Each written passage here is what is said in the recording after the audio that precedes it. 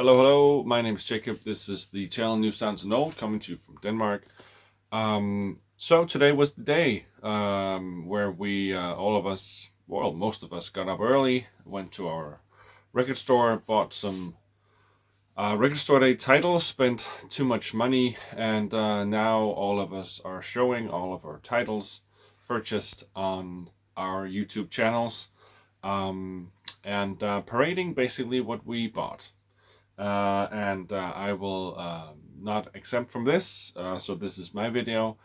I once again went to the store that I normally go to in Copenhagen. It's about a 75-minute drive from where I live. Um, what was different this year is that I had a meeting in the vinyl or music club that I'm a part of. It's just 6 guys. Um, who are all music nerds, and we this is our second gathering. Um, and we meet up, we eat some good food, listen to some music. We all bring records or CDs or play music on streaming. Um, and we all, choose an artist or a record or a song, whatever, in categories that were picked out for that night. I won't go further into that, but I went to bed at I think 1:30 a.m. Saturday morning, or the night to Saturday, and I had to get up at 3 a.m., so like 90 minutes later, to get in my car and drive 100 kilometers to Copenhagen to get in line at 5 a.m. in front of my store, um, waiting in the cold for 3 hours for the store owner to open and for me to get in and check out the record store day titles. So I have not had much sleep. So if I usually look tired, today is most likely no exception, and at least there's an explanation this time around for me looking like shit, as I always do. So 90 minutes of sleep, and but still a great day, a great morning in front of the store. It's the same 10 dudes in the front of the queue. I came in at number 4 in the queue. I was fourth in line. 2 guys got there like 5 or 6 minutes before me, but that's fine. We all know each other. We all like each other, and we have respect for each other, and we all help each other out. Like normally we want different stuff. So if I know that the guys in front of me in the queue are looking for a specific title, if I come across it when I flip through the records, I take the record out and say, I believe that you were looking for this one, so this is for you. And then they do the same for me, and that's just how it is. There's no elbow pushing. There's no stress. This store only lets in 6 people at a time, so if you're in the first 6, you are guaranteed to get to the records first or before everyone else. And there's no stress. The store owner, he will not let anyone in before someone leaves the store. So if the first 6 of us, if someone has bought everything that they want to buy, um, pays for the records, leaves the store, then one guy or one girl gets in, and that's how he does it. He does not want any pushing, does not want anyone getting angry, and that is definitely for me the way to do it, and that's why I always go to this store. I have like 2 or 3 stores that are closer to where I live, but I go to this one in Copenhagen every year because it's actually fun to be at this store. Um, I only bought 4 titles this year. Why? Well, because there really weren't that many need to have titles.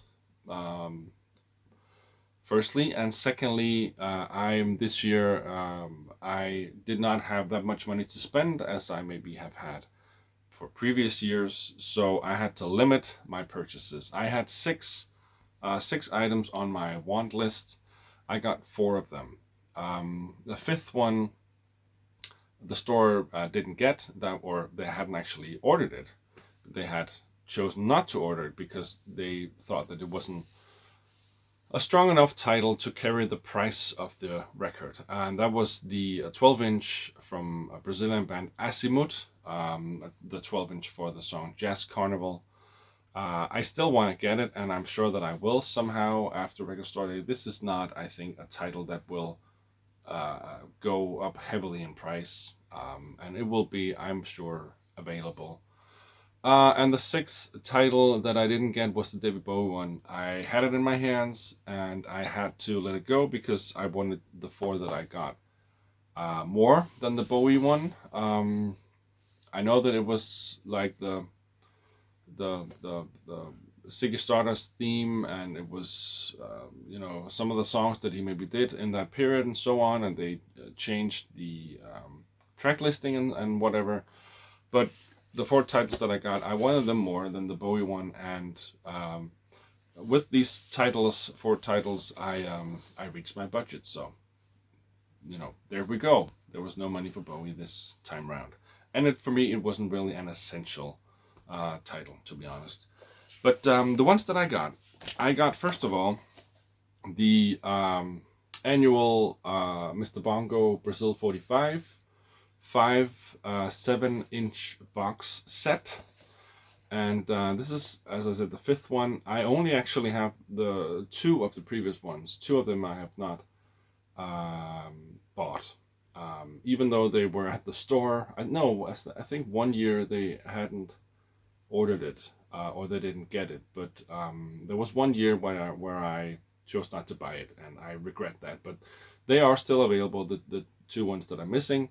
One of them for a decent price, one of them for a rather steep price, but I will get them. So this is the British record label Mr. Bongo, who excel in reissuing old,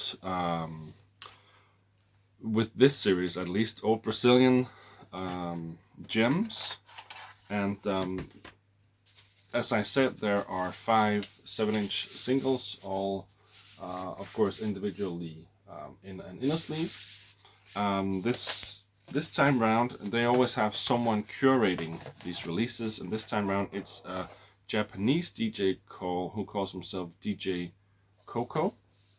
And he has chosen 10 tracks. He has done some edits for 2 of them, so they are only available on this release.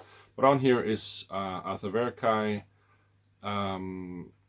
Walter Branco, Ed Lincoln, and I think those are the artists that I know of. And then there are some more ones on here that I'm excited to get to know.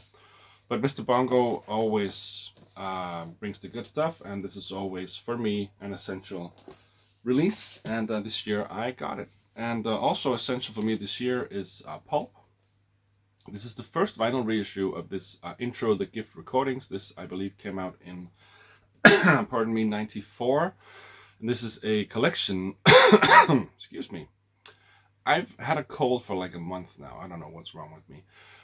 This is a compilation of singles, B-sides, and rarities, I believe, that they released in this period of, I think they released an album in 92, the one with my legendary girlfriend, and then toured with that, and then they did some singles and EPs, I believe, before they then eventually in 95 released a different class, the Different Class album with Common People, Disco 2000, and so on. But this one has one of my, or two of my favorite Pulp tracks, that is Babies and Razzmatazz. I think that maybe I had seen the video for My Legendary Girlfriend on MTV, but Babies is the track that really got me hooked onto Pulp. That is just such a stellar song, and with amazing lyrics from the ever quirky Jarvis Cocker. This is released on, I believe it's a blue vinyl. There's an inner sleeve, white with red print, that I've taken the record out of and put it into a poly-lined inner sleeve, and it features a blue vinyl, which I guess is to match the color of the font here that says Pulp Intro. But yeah, I'm happy to get this. I have the CD from back then, but I, as always, wanted to get this on vinyl, and happy to get this. The third title I got, I'm always on the lookout for a record store day titles from this band, and this is The Fall, and their 2000, and I believe this was released 2003 or 4 originally. Um, Back then, the album was called The Real New Fall Album, parentheses, formerly Country on the Click, parentheses, end. Um, and it had a different cover, and apparently, I've just learned it had a different mix for some of the songs. So this is not called the Real New Fall LP. This is called Country on the Click. It has, as I said, a different artwork, and some of the songs are in different mixes than the original release. And according to Discogs, um, uh, not better remixes than the original LP, which kind of bums me out. But I mean, this is the only way that I will get close to this album. There is one copy of the original for sale on Discogs, and it is listed at 300 euros, which in dollars is, I don't know, 350, $400. And I will never spend that much money on that record. So I mean, maybe they will reissue the original release at some point. But I'm still happy to get this. I don't know the album. I do believe that I know Theme from Sparta FC, side one, track one. I believe that I heard that one. But yeah, I think maybe also they changed the track listing, which kind of bumps me out. And this is the most expensive of the titles. I paid 400 Danish kroner. What is that in? I don't know what that is in US dollars, but it's a lot. I will maybe put it in writing here because my phone is, I'm recording and I can't calculate. So yeah. Um, but yeah, this was the most expensive one, and this is like a single record. It's orange vinyl to match the color of the cover. Hopefully it sounds good. This was very expensive. I mean, it's like, I don't know, is it like 50? Maybe 50 euros? I think 55, maybe $60. It's insane for a single disc album set here. It's like a ridiculous price, and still I bought it. The fourth and final release that I got is this one, Nine Horses, and the album Snowborn Sorrow. And why did I get this? I will be honest with you, I did not know of this album until yesterday. Um, there was a lot of buzz and noise and hype in some of the Facebook groups that I'm in for this album here. I learned that it is right. That's the way to hold the cover. Sorry. David Sylvian, who was in was he not the guy who was in the guy from Japan? Um, the band, Japan, not the country. And this was originally released in 2003, I believe.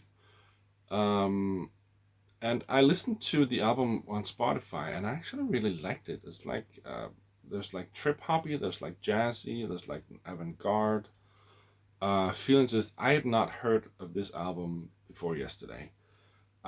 Checked it out on Spotify and really liked it and wanted to get it. And the store that I went to, they had received a lot of them, but they sold them all. Like I think they had like 20 or 25 copies, and they sold all of them.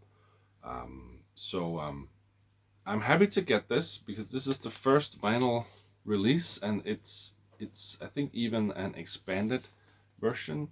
There's 12 tracks on here. One of them is a remix of a track that is also on the album. So there's 11 songs, I think, and I think the original album only had 9. But yeah, it's like really somber, avant-garde, jazzy, trip hoppy. Yeah, it sounded great, and I'm happy to get to know this album better. And those are the titles. 15 minutes it only took me to show my Record Store Day titles this year. Um, when I was done, I had made an agreement with a guy that I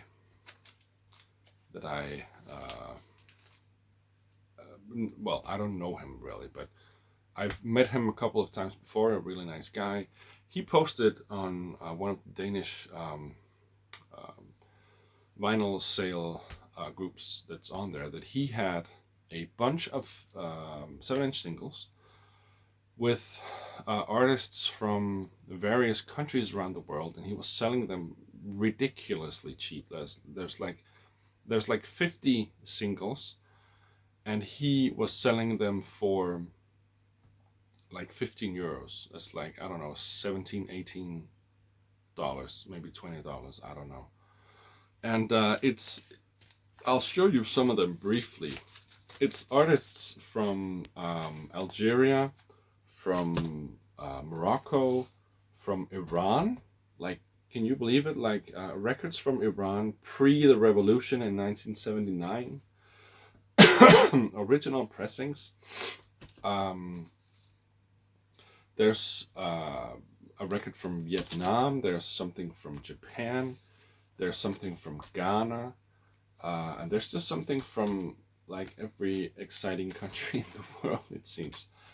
And he wanted like so little money for them. And I was asking him, is that this price, is this seriously for all of them? He said, yeah, sure. I said, well, I'm buying them. And let's find out how, we can hand them over to me somehow. Then we ended up agreeing that we would get together. He would also go into Record Store Day, but he would come in late. He's not the standing in line type of guy, if you will. So he came in later, and when I was done at the store, and I got to sit in my car for 30 minutes and relax because I was tired. And then we met up, and we did the transfer. He got his money. I got my 50 singles, and I'm trying to get them onto Discogs now. Some of them are not on there, and it's like in Arabic, or it's like in Indian writing, or it's like in, I don't know, whatever writing, Japanese writing. Proving to be very difficult to find some of them, but I'm still very happy. Um, Grading wise, they should be like, for maybe he said that maybe some of them could be like G plus, and he had rinsed them all, and like they play through, but with like some of them with significant pops and clicks and so on. But like I paid like less than a US dollar per record, maybe like 50 cents per record here. I'm over the freaking moon about getting these. Um, and I mean, some of these covers are so gorgeous. I mean, I honestly, maybe I don't even give a damn whether they play or not. Just to have this on the shelf for that price is ridiculous. This is an Indian record from the 60s. Has 4 songs from a Bollywood movie on here. Whether it plays or not, I almost really don't give a damn. This is just cool to have, but I mean, I will play them all and see if they work or not. Hopefully, my stylus, my pickup, will survive. But yeah, I'm so happy to get this. Maybe I will do a video on these singles, like a separate video later, when I have had the chance to get to listen to some of them. But yeah, Record Store Day 2024 in the books. 4 titles, expensive ones, but titles that I'm happy to get. And that's it. Yeah, till then, bye bye.